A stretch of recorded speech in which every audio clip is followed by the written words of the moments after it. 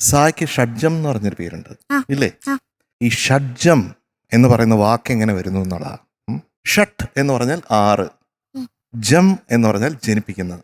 6 മക്കളെ ജനിപ്പിക്കുന്ന അച്ഛനാണ് ആര്? സ ഷഡ്ജം. ഷഡ്ജം. ഏതാണ് ഈ 6 മക്കൾ? രി ഗ മ പ ദ നി. 6 സ്വരങ്ങൾ. ആ 6 സ്വരങ്ങളെ ജനിപ്പിക്കുന്ന അച്ഛൻ ഷഡ്ജമായതുകൊണ്ട് അതിനെ ആധാര ഷഡ്ജം എന്ന് പറയും. മനസ്സിലായോ? ആ. ഇത്രയാണ് ഷഡ്ജത്തിനെ പറ്റി പറയാൻ. സ എപ്പോഴും നമ്മുടെ ബെസ്റ്റ് ഫ്രണ്ടാണ്. അപ്പോഴാണ് നമുക്ക് ശ്രുതി കറക്റ്റായിട്ട് ചേരുന്നത്. എത്ര കൂടുതൽ നമ്മൾ ആ ഷഡ്ജത്തിനെ നമ്മൾ സ്നേഹിക്കുന്നോ അത്രയും ശ്രുതി ചേർന്ന് വരും ഇല്ലേ? ഇതിൽ ഈ പാട്ടിൽ ഒരു പ്രത്യേകത എന്ന് പറഞ്ഞാൽ 2 ഷഡ്ജമായിട്ട് കാണണം, 2 സ ആയിട്ട് കാണണം. ആദ്യത്തെ സ എന്ന് പറയണത് സ സരേ മദ മരേ ദ സ.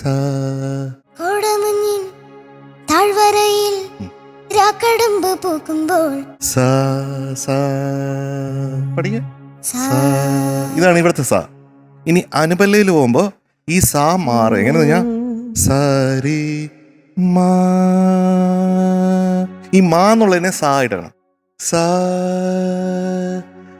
ഗ പരി ഗ സ സരി ദ സ സ. സ.